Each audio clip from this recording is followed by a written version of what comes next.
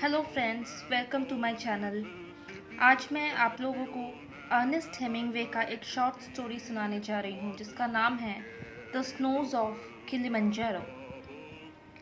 इसे Ernest Hemingway ने लिखी थी 1936 में और ये स्टोरी पहली बार पब्लिश हुई थी द फिफ्थ कॉलम मैगजीन में। इसके ऊपर फिल्म भी बनाया गया था 1962 में, जिसमें कि मशहूर अभिनेता ग्रेगरी पेक और एवा गार्डनर ने एक्टिंग किया था। माउंट किलिमंजारो ये अफ्रीका की सबसे हाईएस्ट माउंटेन रेंज है और इसके वेस्टर्न समिट को द हाउस ऑफ गॉड भी कहा जाता है। हैरी, एक राइटर, अपनी वाइफ हेलेन के साथ अफ्रीका के सफारी पे आया था। उसका एक पैर गैंग्रीन से इन्फेक्टेड हो चुका था। उनकी ट्रक की इंजन खराब होने की वजह से उन्हें कैंप में रुकना पड़ गया था। हैरी अपने लेग इन्फेक्शन की वजह से बहुत गुस्से में रहता था, हमेशा इरिटेटेड हो जाता था और अपनी वाइफ से झगड़ा करते रहता था। वो टेंट के बाहर एक कॉट में बैठा रहता था और फ्रिक्वेंटली अल्कोहल कंज्यूम करता था। हैरी अपने लाइफ के बारे में सोचने लगता है। उसे लगता है कि वो चाहते हुए भी एक अच्छा लेखक नहीं बन पाया। उसको ये भी लगता है कि उसे हेलेन से शादी नहीं करनी चाहिए थी। हेलेन एक बहुत ही अमीर घराने की लड़की थी। वो अपने लाइफ के छोटे बड़े एक्सपीरियंसेस के बारे में सोचने लगता है। उसे अपनी यूरोप ट्रैवल याद आती है और साथ ही अपना हंटिंग और माउंटेनियरिंग एडवेंचर्स भी उसे याद आती है। वर्ल्ड वॉर के समय उसने एक ट्रेन में बॉम्बिंग होते हुए देखा था, जो कि ऑस्ट्रियन ऑफिसर से भरा हुआ था। ऐसा घटनाओं को सोचते सोचते वो सो जाता है। हेलेन अपने पति को खुश रखने की पूरी कोशिश करती है।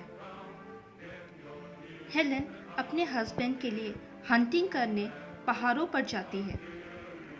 हेलेन इस एडवेंचर में कभी भी आना नहीं चाहती थी, लेकिन क्योंकि उसके हस्बैंड को अफ्रीका जाने का बहुत मन था, इसीलिए वो उनका साथ देती है। वो हैरी को बहुत ही चाहती थी। हेलेन और हैरी कुछ वाटर बग की पिक्चर लेने जाते थे, जहां हैरी के घुटनों में थॉर्न यानी कि जहरीला कांटा चुभ जाता है। वो अपने घाव में आयोडीन अप्लाई नहीं करता और कार्बोलिक सॉल्यूशन अप्लाई करता है, जिससे कि उसे गैंग्रीन की इन्फेक्शन हो जाती है।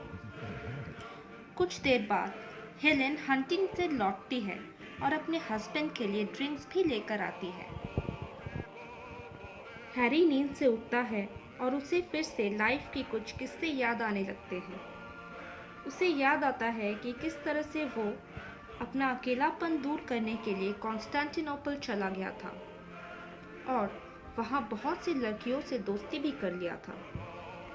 उसे अपने ग्रैंडफादर का पुराना लॉग हाउस याद आता है, जो कि आग में जल गया था। उसे अपनी गरीबी का दिन याद आने लगता है, जिस समय वो पेरिस में रहता था। एक समय उसने एक लड़के को अपना घोड़े का पहरेदारी करने के लिए बताया था और वो लड़का उसके घोड़े का पूरा ख्याल रखता है। जब एक चोर उसका घोड़ा चुराने की कोशिश करता है, वो लड़का उसे गोली मार देता है और पुलिस उसको अरेस्ट कर लेता है।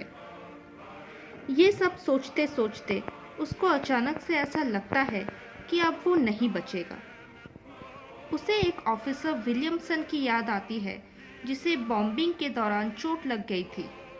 हैरी ने उसे अपने सारे मॉर्फिन के टैबलेट्स दे दिए थे, लेकिन उसके पैरों में जो पेन था वो बढ़ते ही जा रहा था और उसे लग रहा था कि अब उसका समय बहुत ही नज़दीक आ गया है। तभी एक हाइना कैंपसाइट के बाउंड्री से क्रॉस करता है और हैरी को लगता है कि अब ये एक सिग्नल है कि उसका लाइफ ख़त्म होने वाला है। वो कुछ बोल नहीं पाता, काफ़ी वीक फील करता है और गहरी नींद में सो जाता है। हैरी सपने में देखता है कि उसका दोस्त कैम्पटन प्लेन लेकर उसको रेस्क्यू करने आता है। वो दोनों एक साथ चाय पीते हैं, बातचीत करते हैं और फिर हैरी को प्लेन में बैठा दिया जाता है। जब प्लेन टेक ऑफ करता है तो उसके आंखों के सामने से अफ्रीका का खूबसूरत लैंडस्केप जाते हुए नजर आता है और साथ ही उसे माउंट किलिमंजारो का स्नो कवर्ड पिक यानी कि बर्फ से ढका हुआ माउंटेन की चोटी दिखाई देती है। वो बहुत ही खुश हो जाता है। हेलेन मिडनाइट में हाइना की आवाज़ सुनकर उठ जाती है और फिर वो हैरी को उठाने की कोशिश करती है, लेकिन तब तक उसका हस्बैंड किसी और ही दुनिया में चला जाता है, यानी कि गहरी नींद में हमेशा हमेशा के लिए सो जाता है। दोस्तों, अगर आप मेरी स्टोरीज़ एंजॉय कर रहे हैं तो प्लीज़ मेरे चैनल को सब्सक्राइब करिए और बेल आइकन को प्रेस करिए। Thank you so much.